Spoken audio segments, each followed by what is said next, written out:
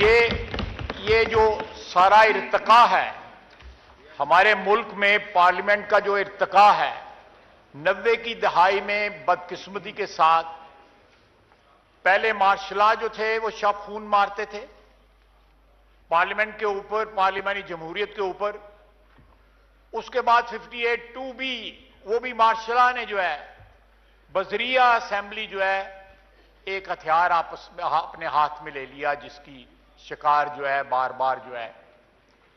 और फिर एक वक्त आया कि मोहतरमा बेनजीर भुट्टो शहीद ने और मियां नवाज शरीफ ने इत्तफाक राय से 52(8)(2)B का जो है ना खात्मा किया, और उसने इन असेंबलियों को जो है 5 साल की मुद्दत पूरा करने की अपॉर्चुनिटी प्रोवाइड की।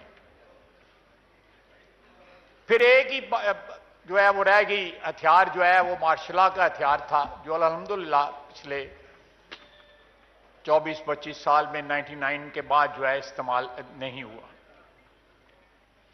लेकिन जनाब स्पीकर, मैं कोई कंक्लूजन ड्रॉ नहीं करना चाहता, या खुदा न खास्ता जो है मैं पिछले 10 या 15-20 साल की जो हमारी पार्लियामेंटी तारीख है उसके ऊपर कमेंट नहीं करना चाहता। लेकिन मैंने देखा है वक्त के साथ जो है हमारे यहां पे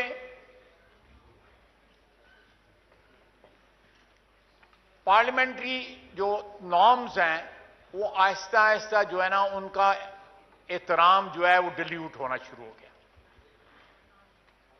मैं एक बड़ी रोजमर्रा वाली बात करूंगा। मैं यहां फ्लोर पे भी और आपके साथ प्राइवेटली भी ये बात करता हूं। आप बाहर निकलें, पैदल नहीं चला जाता इन कॉरिडोर्स के अंदर जो है इतनी यहां पे खलकत होती है। खुदा न खास्ता को जैकेट पहन के आ गया तो आप साबित that security is absolutely nowhere. ये एक ऐसा चीज है, पहले ये लॉबीज का एक एहतराम होता था कि मेंबरान के अलावा लॉबी में कोई नहीं आता था। अब खाने के वक्त जो है पता नहीं कहां कहां से लोग आके जो है यहां पे खाना खाते हैं इन लॉबीज के अंदर जो है। तो मेरा ख्याल है कि ये थोड़ा सा ये पार्लियामेंट कुछ तकद्दस हमारे हाथ में है कि हम उसको प्रोटेक्ट करें। कुछ जो है रवायात को इन्फोर्स होना चाहिए, उनको रवायात का जो है एहतराम होना चाहिए ताकि ये तकद्दस जो है वो कायम रहे। दूसरी मैंने इंपॉर्टेंट बात जो नोट की है अपनी पार्लियामेंटी जिंदगी के अंदर कि सर नुमाइश बहुत आ गई। ये ग्रीन नंबर की प्लेटें, ये डाले, ये झंडे, हम आवाम के नुमाइंदे हैं, आवाम के खादम हैं, उनके वोटों से हमें इज्जत मिली है, हमें उनके रंग में ही रंगा रहना चाहिए। हमें जो है ये एक अलहदा अपना स्टेटस जो है वो ज्यूम नहीं करना चाहिए। रात के अंधेरे में भी झंडा लगा होता है, सनसेट के बाद जो है झंडा नहीं लगता। ये झंडे की तकदीस जो है वो तकद्दस जो है ये चीज डिमांड करती है। हमारे जो एटीट्यूड जो हैं वो पहले मैं समझता हूं कि अवाम के साथ जो राब्ता था या अवाम के साथ जो एक जो रिश्ता था वो बड़ा बराबरी का रिश्ता था। अब हमारे यहां पे जो रिश्ता है उसमें बहुत सी ऐसी चीजें आ गई हैं जो हम उनसे जरा थोड़ा सा एलिवेटेड एक उसके ऊपर जो है स्टेज के ऊपर या एक एलिवेटेड प्लान के ऊपर जो है ना समझते हैं कि हम खड़े हैं। तो मेरा ख्याल है, मैं क्रिटिसिज्म नहीं कर रहा, लेकिन अपने तजर्बे की बुनियाद पे जो है अपने साथियों के साथ और अपने आप को भी जो है सेल्फ क्रिटिसिज्म भी कर रहा हूं कि ये चीजें सामने रखनी चाहिए ताकि आवाम की नजरों में इस ऐवान के जो मेंबरान हैं उनका एहतराम, उनका तकद्दस जो है वो बढ़े।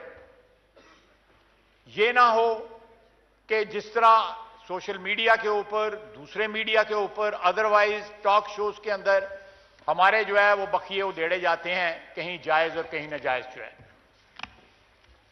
जनाब वाले ये असेंबली जो है 14-15 महीने खत्म जो है हो रहे हैं आज इसके, और साथ इस असेंबली की जो है डिसोल्यूशन हो रही है।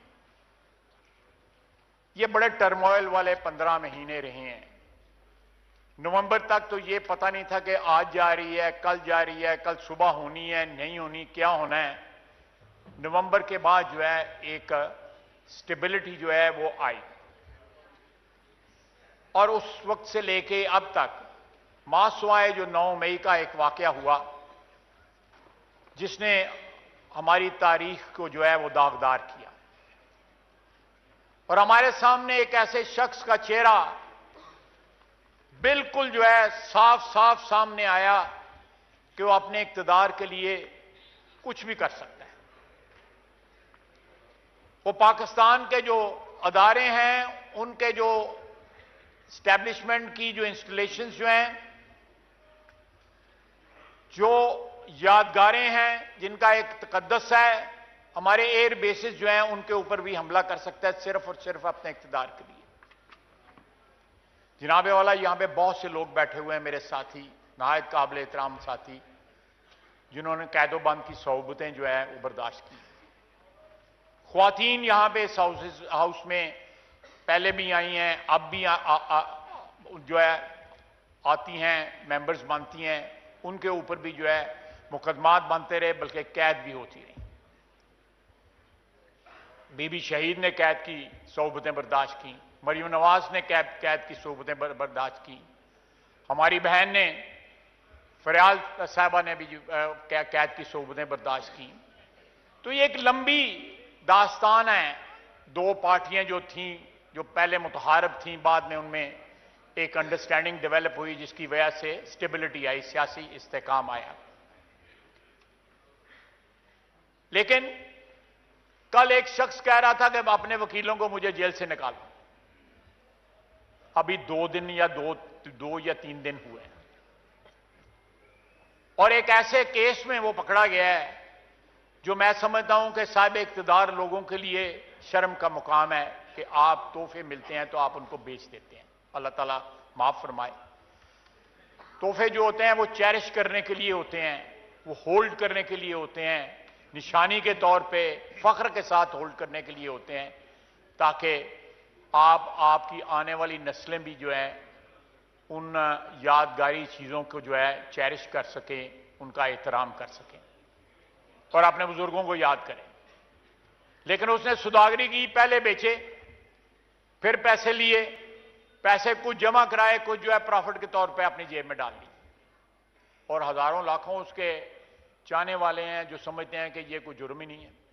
आप इससे अंदाजा लगाएं कि हमारी ज़हनी पस्ती का क्या हाल है, कितना जवाल आया है हमारी अखलाकी, ज़हनी और माशरती पस्ती पर। 9 मई का दिन जो है मैं समझता हूं कि हमारी तारीख में एक वाटरशेड जो है, एक ऐसा मोड़ था जिसने इस कौम को झंझोड़ के रख दिया। मैं कल प्राइम मिनिस्टर के साथ और भी हमारे कोलीग्स जो हैं, कैबिनेट कोलीग्स जो हैं, वहां पे थे। शुहदा का एक वहां पे यादगार, उनकी याद में जो है एक वहां पे फंक्शन हुआ। वहां पे गाजी भी थे, किसी की लिम्स जो थी जो है वो खो गई हुई थी किसी जंग में, किसी हादसे में, दहशतगर्दी के किसी हादसे में। किसी की बिनाई नहीं थी, किसी के बाजू नहीं थे, किसी की टांगें नहीं थी। शुहदा की माएँ थीं, बहनें थीं, बीवियां थीं, बच्चे थे। जो कौमें अपने मौसनों को याद नहीं रखती, वो कौमें जो है मिट जाती हैं, सफा हस्ती से तारीख उनको भुला देती है। ये लोग हमारे मौसन हैं, ये लोग जो हमारे सरहदों की हिफाजत करते हैं, बर्फों में, रेगिस्तानों में, पहाड़ों पे दहशतगर्दी की जंग आज भी जारी है। दुख के साथ कहता हूं कि 30-40 साल हमारे वतन ने जो है अफगानिस्तान में इन्वेस्ट किए और हमें आज उसके बदले में क्या मिल रहा है? दहशतगर्दी का तोहफा। ये एक ऐसी जंग है जो अभी भी जारी है और उस जंग के दौरान जो है आप जो है अपनी दफाई अफवाज के ऊपर हमला कर, जब उनका सियासी रोल होता है, जब वो हुक्मरान होते हैं, तो फिर किसी हद तक क्रिटिसिज्म जो है उनका जायज होता है, बनता है। लेकिन इस दौरान, हालत जंग के दौरान जो है, जो पीटीआई ने 9 मई को जो कुछ किया, जितनी भी उसकी मजम्मत की जाए कम है। जनाब वाला, ताकत की जो हवस थी, मैंने अभी कहा कि नवंबर के बाद जो स्टेबिलिटी आई, पूरी कोशिश की गई, मैं ऐनी गवाह हूं, कि नवंबर में जो अपॉइंटमेंट हुई, जो चेंज ऑफ कमांड हुई, उसको मुतनाज़ा बनाने की पूरी कोशिश की गई ताकि स्टेबिलिटी इस मुल्क में ना आए। अल्हम्दुलिल्लाह स्टेबिलिटी यहां पे रिस्टोर हुई और इंशाअल्लाह ताला इलेक्शंस होते हैं, इसके बाद जो है नई कौमी असेंबली का नया ऐवान बनता है तो मजीद स्टेबिलिटी यहां पे आएगी। और ये जो गूमगू की कैफियत है, जो एक ऐसी कैफियत है कि जो कैफियत जो हमें ना सिर्फ माशी तौर पे बल्कि माशरती तौर पे, इखलाकी तौर पे ये कैफियत जो है हमें जो है वो order in the house please. आपस में ऊंची आवाज से अगर आप बात करेंगे तो जो ऑनरेबल मेंबर के पास फ्लोर है वो डिस्टर्ब हो जाते हैं। तो आज तो हैप्पी एंडिंग करनी है, खुशगवार माहौल में मेरा ख्याल है। तो ख्वाजा साहब से भी मैं गुजारिश करूंगा कि सियासी तकारीर तो हम करते रहते हैं, आज खुशगवार माहौल में बातचीत होनी चाहिए। जी तशरीफ रखिए।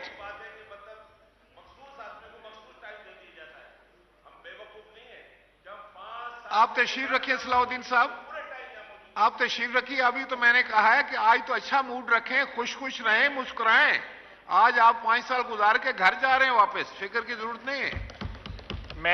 मेरे भाई जो है वो नाराज हो रहे हैं, तो अगर वो इस हॉल में हर वक्त बैठे होते हैं तो आप भी गवाह हैं, मैं भी यहां बैठा होता हूं, तो मैं भी यहां पे हाजिरी पूरी देता हूं। तो ठीक है, उनका भी हक है, जितना मेरा हक है उतना उनका भी हक है, मैं उसको डिनाई नहीं करता। और वो कह रहे हैं कि मैं कोई तारीख बयान कर रहा हूं। जब तारीख से आप इर्रेलेवेंट होंगे तो फिर आपका माजी से इर्रेलेवेंट होंगे, फिर आपका मुस्तकबिल भी कोई नहीं होगा। सीधी सीधी बात है। मुस्तकबिल तब बनता है कौमों का जब वो अपने माजी को जो है वो रेलेवेंट रखें। जो है मैं वाइंड अप करते हुए जनाबे कुछ थोड़े से मिनट में, जनाब स्पीकर, इस इलेक्शन में और आने वाली असेंबली में सबसे बड़ा इशू जो है वो इकोनॉमी का होगा। जिस तरह इस वक्त हमारी महंगाई जो है हमारे मुल्क के अंदर बाइट कर रही है अपने एक आम शहरी को, उसका अंदाजा शायद ही हम लगा सकते हैं। मैंने पहले भी अपनी तकारीर में कहा कि महंगाई के और मुल्क के सॉल्वेंट होने के, मुल्क के खुद कफील होने के तमाम तर जो रिसोर्सेज हैं वो इस मुल्क के अंदर हैं, और उसमें अदलिया का बहुत बड़ा रोल है। अगर अदलिया जो है वो अपना सियासी रोल जो है थोड़ी देर के लिए सस्पेंड कर दे, जो उन्होंने सियासत में जो है मुदाखलत शुरू की है, और अपना अदालती रोल जो है उसके ऊपर जोर दे।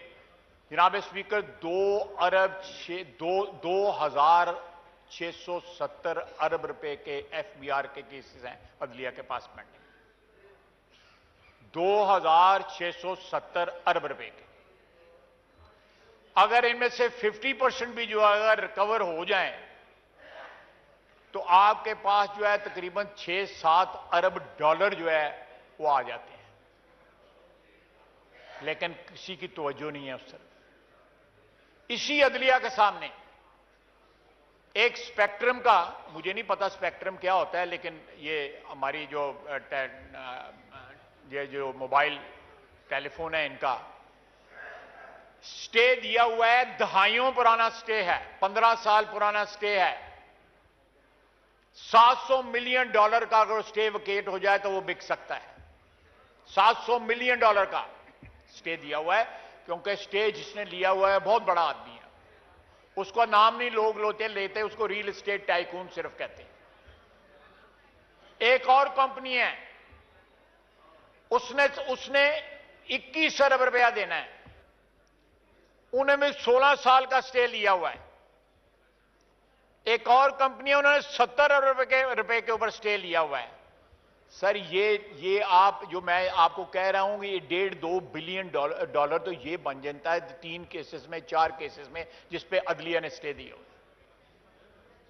अगर मैं ये बातें करी तो मुझे तौहीन अदालत में को पकड़ लेगा। मैं इसलिए यही बातें यहां पे कर रहा हूं कि मुझे यहां पे इम्यूनिटी है और आपकी प्रोटेक्शन है। यहां पे जिस मुल्क में टैक्सेस का ये हाल हो कि आप रिकवर नहीं कर सकते, आप गवर्नमेंट का या हुकूमत का जो हक है, जो पाकिस्तान की अवाम का हक है, वो रिकवर नहीं कर सकते, वो मुल्क किस तरह सॉल्वेंट होगा? दूसरा जनाब स्पीकर, 4000 अरब से ज्यादा इस वक्त सर्कुलर डेट है हमारा, गैस का और बिजली का।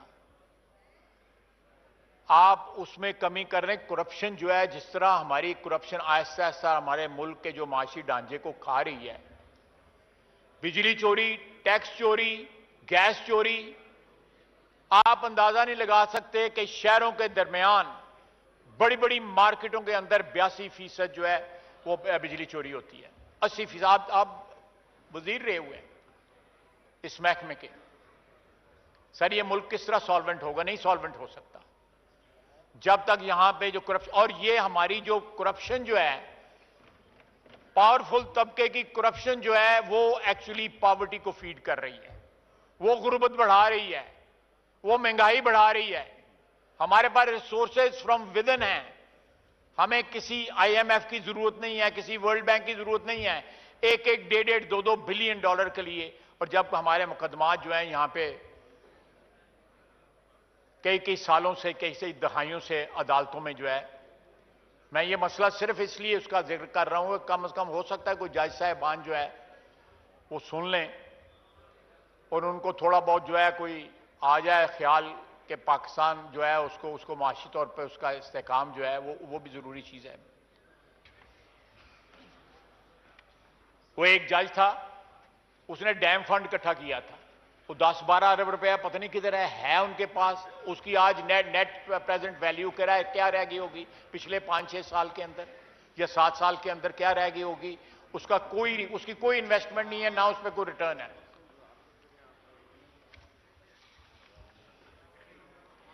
इनाम वाला, मेरा ख्याल है कि प्राइम मिनिस्टर साहब ने भी आना है। मेरा ख्याल है आपको पैगाम आया हुआ है। जी। मैं ज्यादा वक्त नहीं लूंगा। मरियम भी आ गई, उसने कोई लेजिस्लेशन भी करानी है, तो मैं उसमें रुकावट नहीं बनूंगा।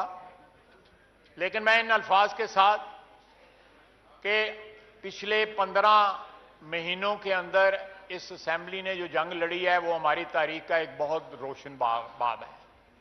हमारी पार्लियामेंटी तारीख में शायद ही कोई ऐसा मौका आया हो जहां पे साबित कदमी के साथ जो है एक हाउस के मेंबरान जो हैं वो खड़े रहे हों और उन्होंने टर्न अराउंड तो नहीं 100% कर, कम से कम जो है एक बहुत बड़ा खतरा जो है दिवालिया होने का मुल्क का जो है टाला और हुकूमत के साथ खड़े रहे, चाहे वो अपोजिशन थी, चाहे हमारे इंडिपेंडेंट हजरात थे।